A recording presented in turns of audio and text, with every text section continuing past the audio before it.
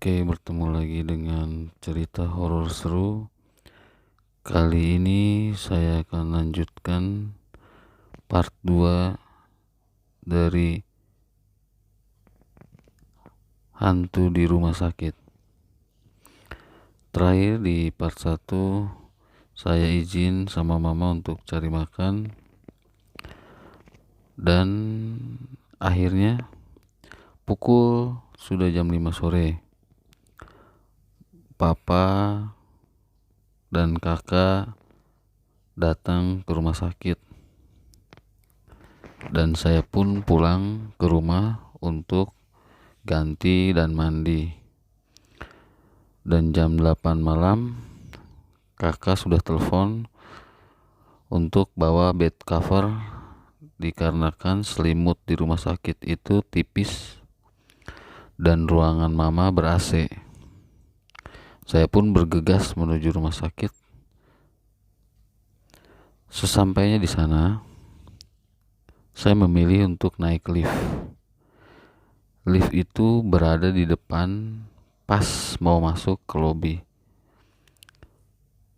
dan lewat belakang juga bisa, tapi harus naik tangga. Saya pun akhirnya memutuskan untuk naik lift. Saya tekan nomor 3, tapi pas sampai di lantai 2, lift terbuka.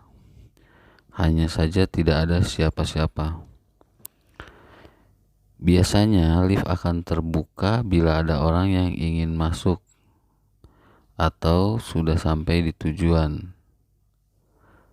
Karena saya nggak ada menekan nomor 2 dan lift tertutup otomatis, akhirnya saya pun sampai di lantai 3.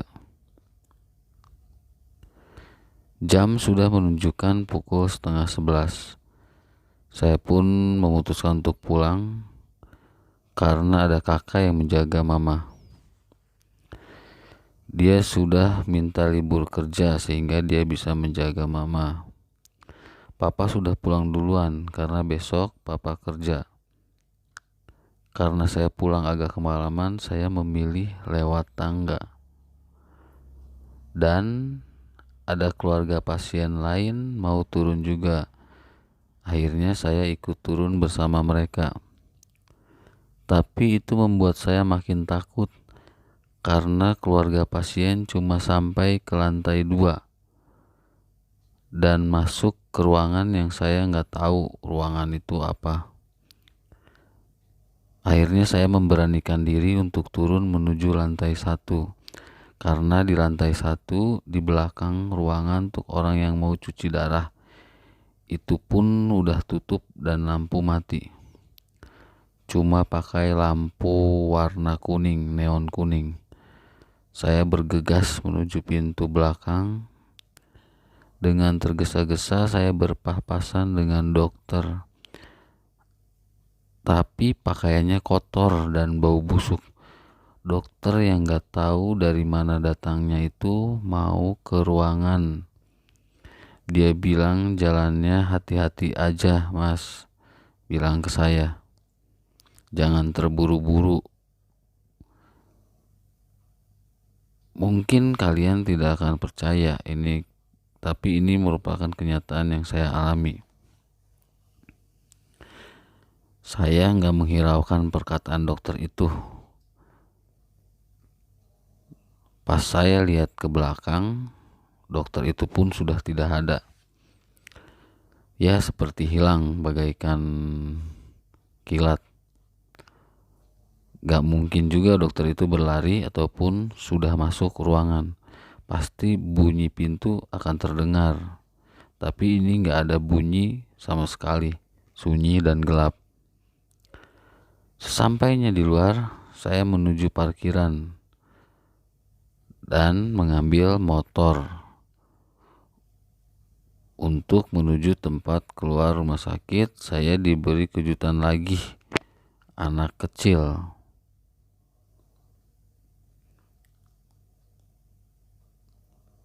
Alangkah kagetnya saya melihat anak kecil di gedung loket, karena gedung itu cuma buka dari pagi sampai jam 5 sore, tapi saya tidak peduli dan tidak menghiraukannya.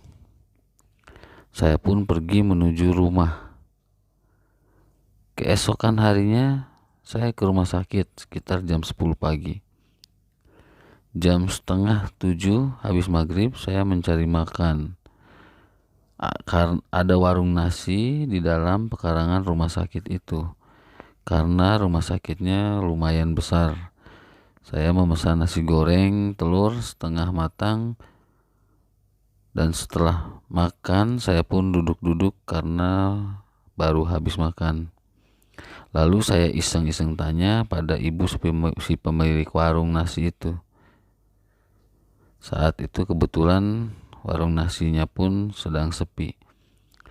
Lalu si ibu menceritakan memang rumah sakit ini bekas tempat peperangan zaman dulu.